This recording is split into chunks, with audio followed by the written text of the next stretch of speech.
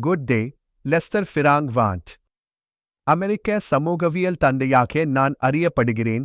மேலும் சமுதாயம் விளக்கமின்றி, போட்டியின்றி, ஓர் ஒத்துழைப்பு, கல்வி மற்றும் விவேகம் மூலம் வழிநடத்தப்பட வேண்டும் என்று முதலில் வலியுறுத்தியவர்களில் ஒருவன். எனது நம்பிக்கை எளிமையானதுதான், ஆனால் புரட்சிகரமானதும் கூட. நாம் விரும்பினால் அறிவியல், ஜனநாயகம் மற்றும் கருணையின் மூலம் ஒரு சிறந்த சமுதாயத்தை கட்டி எழுப்பலாம். சோசியோ எக்ஸ்ப்ளோரேஷனுக்குள் வரவேற்கிறேன். இந்த காணொளியில் எனது வாழ்க்கையின் பயணத்தை உங்களுடன் பகிர்ந்து கொள்கிறேன். மேலும் நான் சமூகவியலில் செய்த முக்கிய பங்களிப்புகள் பற்றி, குறிப்பாக மனித முன்னேற்றம் என்பது இயற்கையின் அல்லது பொருளாதாரத்தின் கண்காணிக்க முடியாத சக்திகளுக்கு விட்டு வைக்கப்படக்கூடாது, அதை புத்திசாலித்தனமான திட்டமிடலால் வழிநடத்த வேண்டும் என்பதை எடுத்துரைக்கிறேன். Ask ChatGPT. நான் 1941 ஜூன் 18 இலினாய்ஸ் மாநிலத்தின் ஜோலியட் நகரில் வாழ்வாதாரம் களைவதில் போராடியிருந்த ஒரு சாதாரண பெற்றோருக்கு பிறந்தேன். எனது ஆரம்பகாலம் வறுமை, கைவினை வேலை மற்றும் மிக குறைந்த அளவிலான கட்டுப்பட்ட கல்வி ஆகியவற்றால் வடிவமைக்கப்பட்டது. ஆனால் அந்த நெருக்கடிகளுக்குள்ளும் எனக்குள் கற்றுக்கொள்வதற்கான தீவிர விருப்பம் எழுந்தது. நான் என்னை சுயமாக படிக்கவும் எழுதவும் மற்றும் லத்தீன், தாவரவியல், அரசியல் தத்துவம், நிலவியலியல் உள்ளிட்ட பல துறைகளை கற்றுக்கொண்டேன். அமெரிக்க குடியுரிமை யுத்தம் தொடங்கிய போது நான் யூனியன் படையில் சேர்ந்து பல முக்கியமான போர்களில் போராடினேன். நான் காயமடைந்தேன், ஆனால் உயிர் தப்பினேன். அந்த அனுபவங்கள் எனக்கு மனித வேதனையின் ஆழமான அர்த்தத்தை உணர வைத்தன, மேலும் ஒரு அமைதியான மற்றும் விவேகபூர்வமான சமுதாயத்தை கட்டியெழுப்ப வேண்டும் என்ற எனது உறுதியை வலுப்படுத்தின. யுத்தத்துக்குப் பிறகு நான் வாஷிங்டனுக்கு திரும்பி அமெரிக்க அரசாங்கத்தில் பல்வேறு பொறுப்புகளில் பணியாற்றினேன்.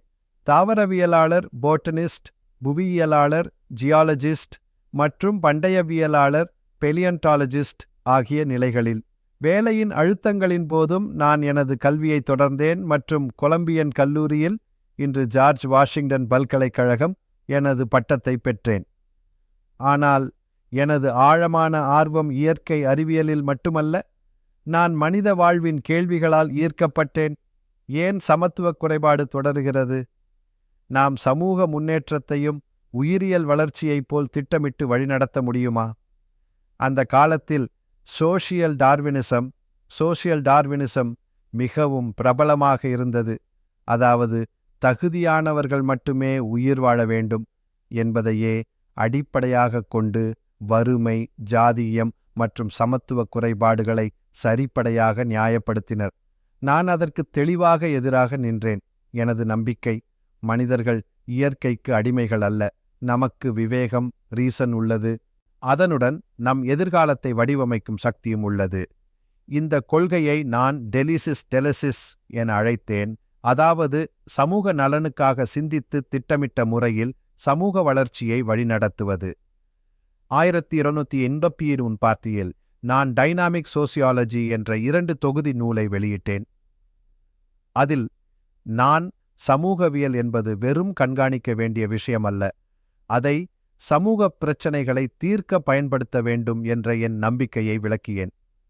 நான் கல்வி, சமவாய்ப்பு, பெண்களின் உரிமைகள் மற்றும் அனைத்து குடிமக்களையும் மேம்படுத்த அரசாங்கத்தின் பொறுப்பு ஆகியவற்றை வலியுறுத்தினேன். அறிவு சமமாக பகிரப்பட்டால் விடுதலையை ஏற்படுத்தும் என்பதில் எனக்கு உறுதி இருந்தது. 1906 நான் அமெரிக்க சமூகவியல் சங்கத்தின் ASA முதல் தலைவராக தேர்ந்தெடுக்கப்பட்டேன். அத்துடன் அமெரிக்காவில் சமூகவியலை ஒரு தொழில்முறை மற்றும் மதிப்பிற்குரிய துறையாக நிறுவுவதற்கும் நான் பெரிதும் உதவினேன். எனது தலைமை பதவி வெறும் சடங்குகள் நிறைந்த ஒன்று அல்ல. It was part of my vision. சமூகவியலுக்கு கல்வி மற்றும் அரசியல் துறைகளில் தாக்கத்தை ஏற்படுத்தும் நிறுவனத் திறனை கொடுக்க எனது திட்டத்தின் ஒரு பகுதியாக இருந்தது. மேலும் நான் பிரவுன் பல்கலைக்கழகத்தில் சமூகவியலுக்கான முதல் அகாடமிக் பதவியை, அகாடமிக் சேர், வகித்தேன். எனது இறுதி நாட்கள் வரை அங்கே நான் கற்பித்தேன். நான் திருமணம் செய்யவில்லை என்றாலும் எனது வாழ்க்கை அறிவார்ந்த நட்புகளாலும் பொது சேவையுக்கான ஆழமான அர்ப்பணிப்பாலும் நிரம்பியிருந்தது. நாம் பரந்த அளவில் எழுதியும் அநேக இடங்களில் உரையாற்றியும் அந்த காலத்தில் பெரும்பாலானோர் நகைச்சுவையாக்கிய அல்லது புறக்கணித்த முன்னேற்றசார் சீர்திருத்தங்களுக்கு வலியுறுத்தி போராடினேன். 1913 ஏப்ரல் 18ஆம் தேதி நான் வாஷிங்டன் DC-யில் 21 வயதில் காலமானேன். நான் எனது முழு வாழ்க்கையையும் ஒரு எண்ணத்தால் செலவிட்டேன். நியாயமான மற்றும் சமத்துவமுள்ள சமுதாயம் என்பது ஒரு கனவு அல்ல, ஆனால் அவசியமான ஒரு திட்டம். அதை விவேகம், கருணை மற்றும் சமூக நலனுக்கான கூட்டு நெஞ்சம் வழிநடத்த வேண்டும். என்னை யாராவது நினைவுகூர வேண்டும் என்றால், சமூகவியல் என்பது வெறும் ஒரு ஆய்வுப் பொருள் அல்ல, மாறாக அது சமூக மேம்பாட்டிற்கான ஒரு வரைபடம் என நம்பிய ஒருவராகவே நினைவு கூறட்டும். ஒரு சமூகவியலாளராக எனது பணிக்கர்த்தவம் சமூகத்தை வெறும் விவரிக்க வேண்டும் என்ற நோக்கமில்லை, மாறாக அதை உயர்த்தவும் மேம்படுத்தவும் சமூகவியலை பயன்படுத்த வேண்டும் என்ற நம்பிக்கையே என் வழிகாட்டியாக இருந்தது. பலர் அநீதி மற்றும் சமத்துவ குறைபாடுகளை இயற்கையானதும் தவிர்க்க முடியாததுமானதும் என ஏற்றுக்கொண்ட அந்த காலத்தில் மனித புத்திசாலித்தனம் மற்றும் கருணை முன்னேற்றத்தை கையாண்டு வழிநடத்த முடியும் என்ற எண்ணத்திற்காக நான் நிலைத்திருந்தேன். இப்போது என் சிந்தனைகளையும் வாழ்க்கைப் பணியையும் வரையறுத்த முக்கியமான கருத்துக்களில் முதலை உங்களுடன் பகிர்கிறேன். உன் டெலிசிஸ் சமூக வளர்ச்சியின் தார்க்கிக கட்டுப்பாடு. சமூகவியலுக்கான என் மிகவும் இயல்பான நீடித்த பங்களிப்புகளில் ஒன்று டெலிசிஸ் என்ற கருத்தாகும். அதாவது, சமூகத்தை மனித புத்திசாலித்தன்மை கொண்டு திட்டமிட்டு வழிநடத்தலாம் மற்றும் அவ்வாறு செய்ய வேண்டும் என்பதே அதன் முக்கியம். இயற்கை வளர்ச்சி குருடாக நடைபெறும், ஆனால் டெலிசிஸ் என்பது குறிக்கோள் மற்றும் திட்டமிடலுடன் நடைபெறும். மிருகங்களை விட மனிதர்களுக்கு விவேகம், முன்னறிவு மற்றும் நீதி குறித்து தீர்மானிக்கக்கூடிய ஆற்றல் உள்ளது என நான் நம்பினேன். இதனால் நாம் இயற்கை தேர்வுக்கோ அல்லது சமூக போட்டிக்கோ அடிமைகள் அல்ல. மாறாக கல்வி, அறிவியல், அரசியல் மற்றும் ஒத்துழைப்பு ஆகியவற்றை பயன்படுத்தி நம் எதிர்காலத்தை வடிவமைக்க முடியும். டெலிசிஸின் 2 வகைகள் உள்ளன. ஒன்று தனிப்பட்ட டெலிசிஸ். ஒருவர் தங்களுடைய வாழ்க்கையை எண்ணமுள்ள தேர்வுகளின் மூலம் எவ்வாறு வழிநடத்துகிறார்கள் என்பதை குறிக்கும். 2 கூட்டு டெலிசிஸ். ஜனநாயக நிறுவனங்கள் மற்றும் அறிவியல் மூலமாக ஒரு சமுதாயம் தன்னுடைய வளர்ச்சியை திட்டமிட்ட முறையில் எவ்வாறு வழிநடத்த முடியும் என்பதை குறிக்கும். டெலிசிஸ் என்பது விதியின் அடிமைப்பாடை எதிர்கொள்கிறது. இது சொல்லுகிறது, நாம் இயற்கையாலும் பாரம்பரியத்தாலும் கட்டுப்படுவோர் அல்ல, மாறாக முன்னேற்றத்தை உருவாக்கக்கூடியவர்கள். கோட்பாடு 2 சமூக நுண்ணறிவு. மனித முன்னேற்றத்தில் சிந்தனையின் சக்தி. எனது மைய நம்பிக்கை மனித நுண்ணறிவு என்பது சமூக வளர்ச்சிக்கான மிகவும் சக்தி வாய்ந்த சக்தியாகும் என்பதே. இதை நான் சமூக நுண்ணறிவு என்று அழைத்தேன். இது தனிநபர்களும் சமூகங்களும் தங்களுடைய செயல்களை சிந்தித்து விழிப்புடன் முன்னேற்றங்களை மேற்கொள்ளும் திறனாகும். சமூக அமைப்புகள் தற்செயலாகவோ அல்லது வெறும் போட்டியின் மூலம் மட்டும் உருவாகின்றன என்ற பார்வைக்கு எதிராக நான் வாதிட்டேன். சமூக வளர்ச்சி என்பது அறிவை பயன்படுத்தி பிரச்சனைகளை தீர்க்கும்போது நிகழும். இந்த அறிவு அறிவியல் அடிப்படையிலும் ஒழுங்காக அமைக்கப்பட்டதுமாகவும் செயல்படக்கூடியதாகவும் இருக்க வேண்டும், குறிப்பாக கல்வி மற்றும் பொது கொள்கைகளின் வாயிலாக. இந்த நுண்ணறிவை வளர்க்க சமூகவியல்தான் முக்கிய ஊடகமாக இருக்க வேண்டும் என நான் கருதினேன். சமூகங்கள் எப்படி செயல்படுகின்றன, எங்கு தோல்வியடைகின்றன என்பதை ஆய்வு செய்வதன் மூலம் நம்மால் சிறந்த சமுதாயங்களை வடிவமைக்க முடியும். சமூக நுண்ணறிவே மனிதர்களை விலங்குகளிடமிருந்து வேறுபடுத்துகிறது. இது நமக்கு வெறும் உயிர் வாழ்வுக்கு மட்டுமல்ல, நீதியும் சமத்துவமும் அமைதியும் கொண்ட ஒரு உலகை உருவாக்குவதற்கும் கருவியாகிறது. கோட்பாடு 3 சமூக டார்வினிசத்திற்கு விமர்சனம். போட்டியை விட ஒத்துழைப்பு முக்கியம். என் வாழ்க்கை காலத்தில் சமூக டார்வினிசம் அசமத்துவம், பேரரசாதிக்கம் மற்றும் பொருளாதார சுரண்டலை நியாயப்படுத்தும் வகையில் பரவலாக பயன்படுத்தப்பட்டது. இதன் போதனை என்னவென்றால், தகுதியானவர்கள் மட்டுமே உயிர் வாழ வேண்டும், வறியோ பலவீனமோ ஆகியவர்களுக்கு உதவுவது இயற்கைக்கு விரோதமானது. நான் இதை முழுமையாக நிராகரித்தேன். டார்வினின் கருதுகோள்களை இப்படி பயன்படுத்துவது ஒரு கொடூரமான மனித நேசமற்ற பார்வையை உருவாக்குகிறது என்று நம்பினேன். நான் வாதிட்டேன், ஒத்துழைப்பு என்பது போட்டியைப் போலவே இயற்கையானது, மேலும் மனித சமுதாயங்களில் மிகவும் பயனுள்ளதும் கூட. மனித முன்னேற்றம் என்பது ஒருவரை ஒருவர் அழிப்பதிலிருந்து அல்ல, அவர்களை உயர்த்துவதிலிருந்து வருகிறது. சமூக டார்வினிசம் வேதனையை நியாயப்படுத்திய இடத்தில் நான் ஒருமைப்பாட்டின் சாத்தியங்களை கண்டேன். கோட்பாடு 4 சமூக சக்திகள். சமூக மாற்றத்தை இயக்கும் எந்திரங்களை புரிந்து கொள்வது நான் சமுதாயத்தை இயற்கையில் இயங்கும் இயற்பியல் சக்திகளைப் போலவே சக்தி வாய்ந்த சமூக சக்திகள் உருவாக்குகின்றன என்று விவரித்தேன். அவை: 1. கல்வி, அறிவை பரப்பி அறியாமையை குறைக்கும். 2. தொடர்பு மற்றும் ஊடகம் பொது கருத்தை உருவாக்கும். 3. சட்டங்கள் மற்றும் மரபுகள் நடத்தையை வடிவமைக்கும். 4. அறிவியல் கண்டுபிடிப்பு பிரச்சனைகளை தீர்க்கும் கருவிகளை வழங்கும். 5. கூட்டு நடவடிக்கை மக்களின் சாதக மனதை வழிநடத்தும். இந்த சக்திகளை நாம் புரிந்து கொண்டால் அவற்றை அறிவுடன் கட்டுப்படுத்த முடியும் என்று நான் நம்பினேன். இதனால் சமூகவியல் என்பது ஒரு பொறியியலைப் போல, ஆனால் அதன் மூலப்பொருட்கள் மக்கள் மற்றும் நிறுவனங்கள். இச்சக்திகள் நம்மை கண்மூடித்தனமாக இழுத்துச் செல்லுவதை விட ஒரு புத்திசாலி சமுதாயம் அவற்றை பயன்படுத்தி ஒரு சிறந்த சமூக அமைப்பை உருவாக்க வேண்டும். கோட்பாடு 5. சமத்துவத்தின் அடித்தளமாக கல்வி. எனக்கு கல்வி என்பது வெறும் ஒரு உரிமை அல்ல, அது அனைத்து முன்னேற்றங்களுக்கும் அடிப்படை இயந்திரமாக இருந்தது. சமூகத்தில் காணப்படும் பெரும்பான்மையான அசமத்துவம் திறமையின் இயற்கை வேறுபாடுகளால் அல்ல, அசமவாய்ப்புடைய கல்வி அணுகுமுறையால்தான் வருகிறது என நான் நம்பினேன். கல்வியில்லாத மக்கள் கூட்டம் அறியாமை, வறுமை மற்றும் சார்பு வாழ்க்கையில் சிக்கிக்கொள்கிறது. ஆனால் உயர்தரமான அனைத்துக்கும் பொதுவான கல்வி வழங்கப்பட்டால் ஒவ்வொரு குடிமகனுக்கும் சிந்தனையுடன் யோசிக்கவும், பயனுள்ள வேலை செய்யவும், ஜனநாயகத்தில் பங்கேற்கவும் தேவையான கருவிகள் கிடைக்கும். நான் வாதிட்டேன். கல்வி இருக்க வேண்டிய விதம்: 1. பொதுவானது, பின்னணியை பொருட்படுத்தாமல் அனைவருக்கும் கிடைக்க வேண்டும். 2. அறிவியல் அடிப்படையிலானது, கூலிக்கேடுகள் அல்ல, உண்மை மற்றும் ஆராய்ச்சியின் மேல் இருக்க வேண்டும். 3. நீதிமுறை அடிப்படையிலானது, ஒத்துழைப்பு, நீதிமுறை மற்றும் காரணம் போன்ற மதிப்புகளை ஊக்குவிக்க வேண்டும். ஒரு சமுதாயம் கல்வியில் முதலீடு செய்கின்றது என்றால் அது தன்னுடைய நீண்டகால சுதந்திரம், சமத்துவம் மற்றும் வெற்றிக்கே முதலீடு செய்கிறது. கோட்பாடு 6. அரசின் நெறிமுறை பங்கு. என் காலத்தில் பல சிந்தனையாளர்கள் அரசின் தலையீட்டை களைய வேண்டும் என நம்பினர். அவர்கள் கருத்து அரசு குறைந்த அளவில் மட்டுமே செயல்பட வேண்டும், சமுதாயம் தன்னிச்சையாகவே வளரட்டும் என்றது. நான் இதை ஏற்கவில்லை.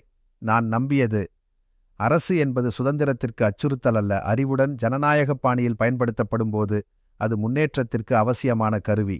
நான் வாதிட்டேன், அரசு நேர்மறையானதும் செயலில் ஈடுபடும் பங்கையும் வகிக்க வேண்டும். குறிப்பாக 1. அனைவருக்கும் கல்வி வழங்குதல். 2. தொழிலாளர்களுக்கும் தொழிற்துறைக்கும் ஒழுங்குமுறை அமைத்தல். 3. பொது சுகாத்தியத்தை பாதுகாத்தல். 4. வறுமை மற்றும் அசமத்துவத்தை குறைத்தல். அரசின் குறிக்கோள் வெறும் ஒழுங்கை பாதுகாப்பதல்ல, மக்களை அதிகாரமளிக்க வேண்டும். அறிவியலால் வழிநடத்தப்பட்டு நெறிமுறையால் வழிகாட்டப்படும் ஒரு அரசு சமூக நீதியின் வடிவமைப்பாளராக இருக்கக்கூடும். கோட்பாடு 7. செயல்படுத்தப்பட்ட சமூகவியல். அறிவு நடவடிக்கையாக மாற வேண்டும். இறுதியாக நான் நம்பியது சமூகவியல் யானை கோபுரத்திற்குள் சிக்கியிருக்கக்கூடாது. பயன்படுத்தப்படாத அறிவு என்பது வீணானது. எனவே சமூகவியல் உண்மை வாழ்க்கை சிக்கல்களில் பயன்படுத்தப்பட வேண்டும் என்று வலியுறுத்தினேன். போன்றவையாக: 1. நகரப்பகுதியில் இருக்கும் வறுமை. 2. கல்வி மறுசீரமைப்பு. 3. பொது சுகாத்தியம். 4. பொருளாதார திட்டமிடல். 5. பாலின சமத்துவம் மற்றும் பல. சமூகவியலாளர்கள், அரசுகள், கல்வியாளர்கள், பத்திரிகையாளர்கள் மற்றும் சமூகங்களுடன் இணைந்து ஆழமான பார்வைகளை செயல்பாடுகளாக மாற்ற செயல்பட வேண்டும். சுருக்கமாகச் சொன்னால், உலகத்தை வெறும் விளக்கவே அல்ல, மாற்றவும் முடியும் என்பதற்கான கருவியாகவே சமூகவியல் இருக்க வேண்டும். என் வாழ்க்கையின் முழுவதும் நான் என் எழுத்துக்கள் மூலம் என் சமூக கோட்பாடுகளையும் ஒரு சமத்துவமான மற்றும் நியாயமான சமுதாயம் குறித்து என் நம்பிக்கையையும் வெளிப்படுத்தினேன்.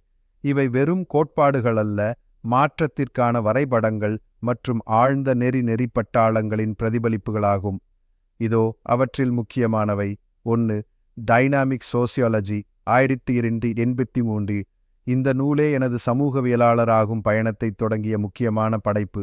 இந்நூலில் சமூகவியல் என்பது சமுதாயத்தை வெறும் விவரிக்கவே அல்ல, அதனை மேம்படுத்தவும் பயன்பட வேண்டும் என்று வலியுறுத்தினேன். 2 தொகுதிகளில் வெளிவந்த இந்த நூல் பெருகிவரும் சமூக டார்வினிசத்துக்கு எனது பதிலாக இருந்தது. நன்கு பயன்படுத்தப்படும் மனித நுண்ணறிவு வறுமை, அசமத்துவம், அறியாமை போன்ற முக்கிய சிக்கல்களை தீர்க்க முடியும் என்ற நம்பிக்கையுடன் கல்வி, அறிவியல் மற்றும் அரசின் பங்கு ஆகியவை முன்னேற்றத்துக்கான முக்கிய சக்திகளாக வலியுறுத்தப்பட்டன. டைனமிக் என்ற சொல் சமூகவியல் செயலில் இருக்க வேண்டும், சோம்பேறித்தனமாக அல்ல என்பதை காட்டும். சமுதாயம் முன்பே தீர்மானிக்கப்பட்டது என கூறும் நிலைப்பாட்டை நான் சவாலுக்கு உட்படுத்தினேன் மற்றும் டெலிசிஸ் சமுதாய வளர்ச்சிக்கான பரிந்துரைக்கப்பட்ட திட்டமிடல் இது தேவையானது என்றும் சாத்தியமானதும் என்றும் வாதிட்டேன். 2. த சைக்கிக் ஃபேக்டர்ஸ் ஆஃப் சிவிலைசேஷன் 1933. இந்த நூலில் நான் வெளிப்புற நிறுவனங்களை விட மனித அறிவும் மனசார்ந்த ஆவலும் நாகரீக வளர்ச்சியை உருவாக்கும் வகையில் எவ்வாறு செயல்படுகிறது என்பதை ஆராய்ந்தேன். மனது என்பது சமுதாயத்தின் விளைவு மட்டுமல்ல, சமுதாயத்தை உருவாக்கும் சக்தி என வாதிட்டேன். உணர்வுகள், விருப்பங்கள் மற்றும் அறிவாற்றல் இவை கலாச்சாரம், அரசியல், தொழில்நுட்பம், பொருளாதாரம் போன்ற அனைத்தையும் பாதிக்கின்றன. மனித முன்னேற்றம் மனதின் மாற்றத்திலிருந்து துவங்க வேண்டும், அப்பொழுதுதான் அது சமூக மாற்றமாகவும் வெளிப்படும் என்பதை எடுத்துரைத்தேன்.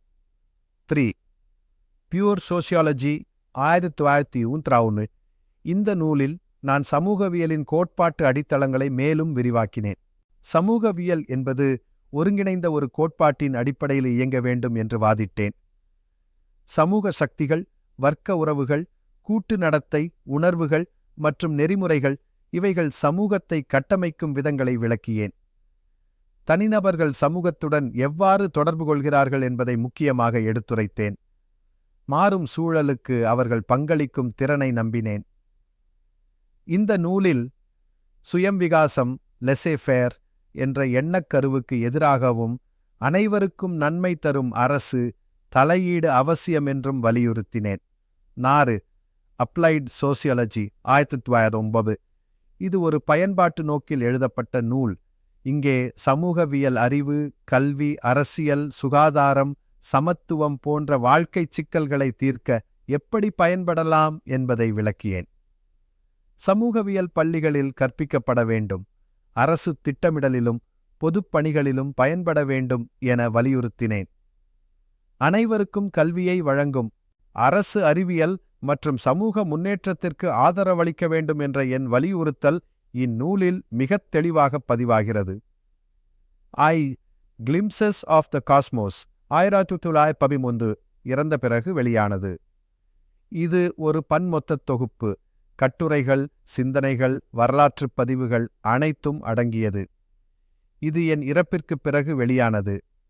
சமூகவியல் மட்டுமல்லாமல் தத்துவம், மதம், அரசியல், அறிவியல் போன்ற பல துறைகள் பற்றிய என் ஆழமான சிந்தனைகளையும் ஜனநாயக நம்பிக்கையையும் மனித முன்னேற்றத்தில் உள்ள என் உறுதியான நம்பிக்கையையும் பிரதிபலிக்கிறது. இது ஒரே கோட்பாட்டு நூலாக இல்லாவிட்டாலும் என் தனிப்பட்ட பயணத்தின் ஒரு கண்ணோட்டமாகவும் ஒரு சிந்தனையாளர் மற்றும் சீர்திருத்தவாதியாக நான் எடுத்த முயற்சிகளின் பிரதிபலிப்பாகவும் அமைகிறது. எனக்கு நினைவாக ஏதாவது இருக்க வேண்டுமென்றால் இயல்பு அல்லது போட்டிக்கு சமுதாயத்தை விட்டு வைக்க வேண்டிய அவசியமில்லை என்று நம்பிய ஒருவராகவே இருக்கட்டும். அறிவும் இரக்கமும் புத்திசாலித்தனமான திட்டமிடலும் மூலம் நாம் ஒரு சிறந்த உலகை உருவாக்கலாம் என்பதை என் வாழ்நாளெல்லாம் காட்ட முயற்சித்தேன். அதில் கல்வி உயர்த்தும், அறிவியல் அனைவருக்கும் சேவையளிக்கும், நீதி அனைவருக்கும் எட்டும். சமூகவியல் என்பது என் பார்வையில் உலகத்தை புரிந்து கொள்வதற்கான வழி மட்டுமல்ல, அதனை மேம்படுத்தும் கருவி, ஒவ்வொரு மனிதருக்கும் பயனளிக்கக்கூடியது. Thank you and have a great day.